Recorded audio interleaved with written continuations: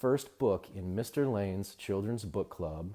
I'm so glad you're here, even if you're watching after the fact. I know a lot of people have busy schedules, but we are reading Goodnight, Moon by Margaret Weiss Brown, pictures by Clement Hurd.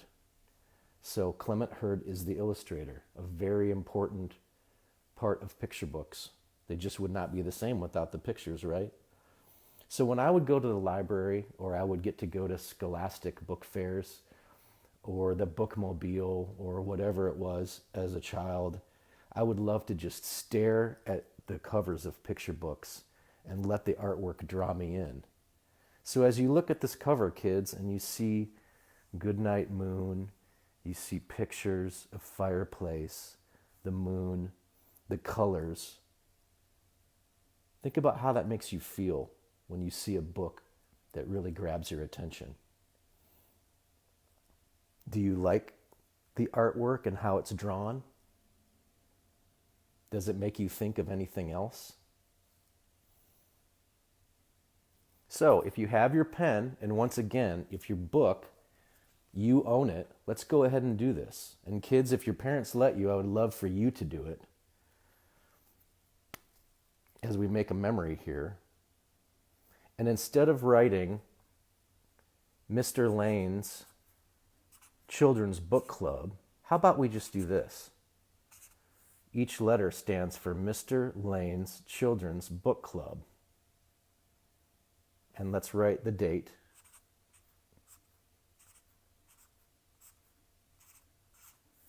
You could write that out 2020 if you'd like. I just did 20.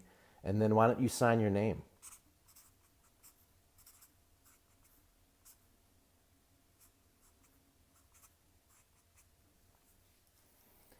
So now if you've written this in your book, you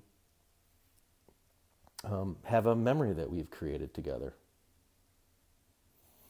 I remember reading a book by Dr. Seuss called The King's Stilts. And my mom read it to me outside of a library in a little town called Spring City, Tennessee, where we used to live when I was very young. And I'll always remember that. So I hope maybe you will remember, even if you're watching this at a later date, when you read Goodnight Moon the first time, or when you read it for book club.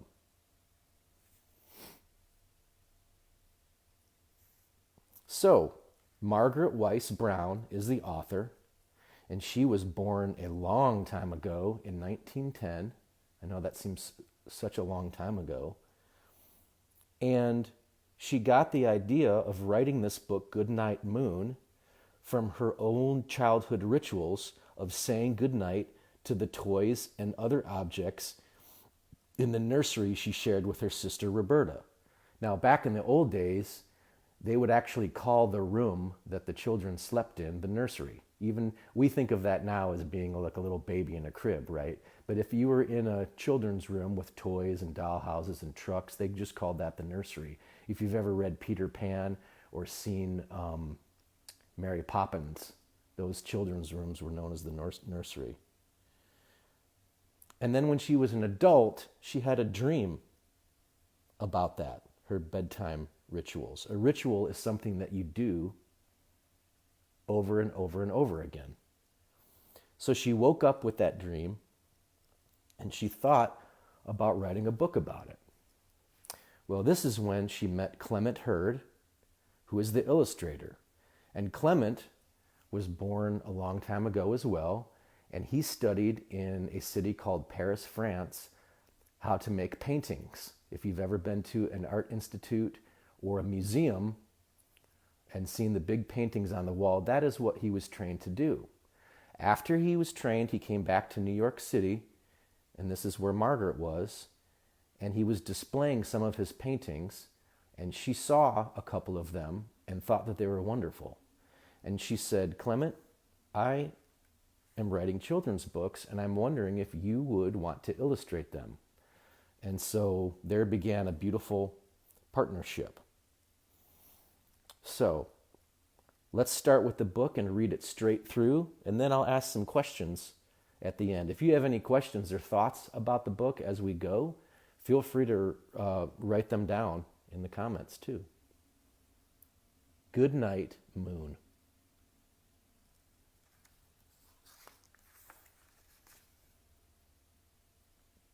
In the great green room, there was a telephone and a red balloon and a picture of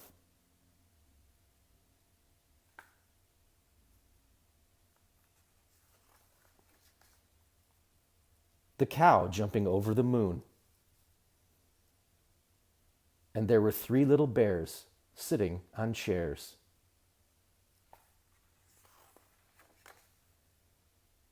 And 2 little kittens,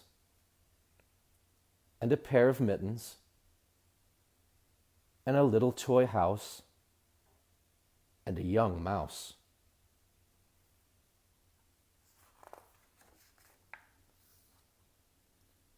And a comb and a brush, and a bowl full of mush. And a quiet old lady who was whispering, "Hush." Good night, room. And just take a moment to look at all of the neat things in the room.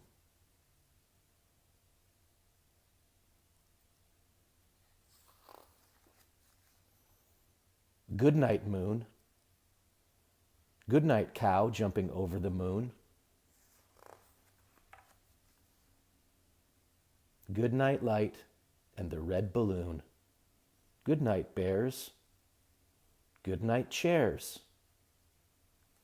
I love when I see the bunny turn around to say good night to the bears. I hadn't noticed that before. Good night, kittens, and good night, mittens.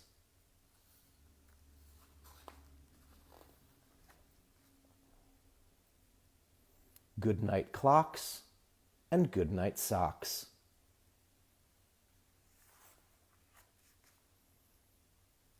Good night, little house, and good night, mouse.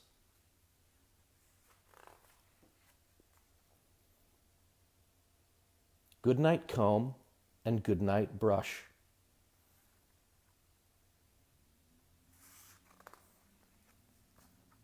Good night, nobody. Good night, mush.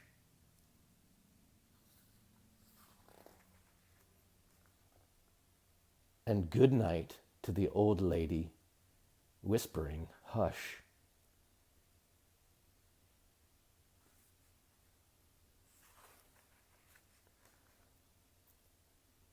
Good night, stars. Good night, air.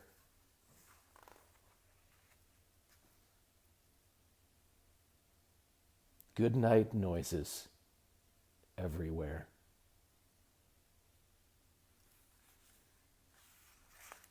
The end. Let's just leave it on this last page.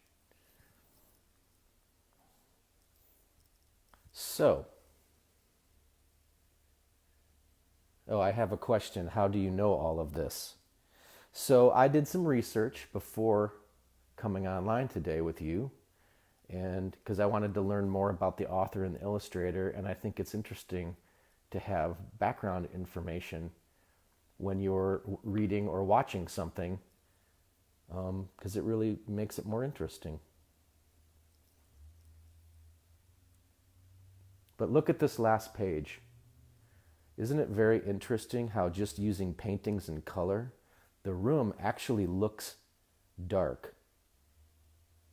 But it's just a drawing. It's a picture. They used darker greens, darker browns, and then lighter colors to show the light coming through. Brighter blue, orange for the fire. The toy house is lit. So I have some questions for you, and you can answer those now. You can talk to your parents about them, or you could even type this online right now if you're thinking quickly. Is how did these pictures make you feel when you read this book? Did they make you happy? Did they make you calm? I think when I read picture books, And I really like the pictures and the artwork. It makes my mind even more creative.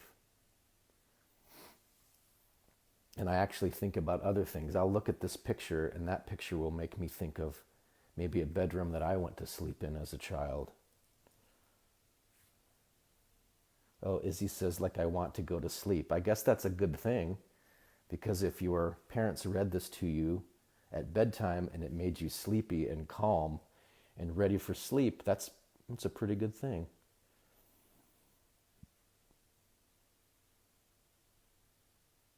So how about some funny things that I like about children's books is that, do you notice not everything has to make sense? Why do you think the bunny rabbit calls this person an old lady? Because more than likely, it's probably the bunny's grandmother, correct?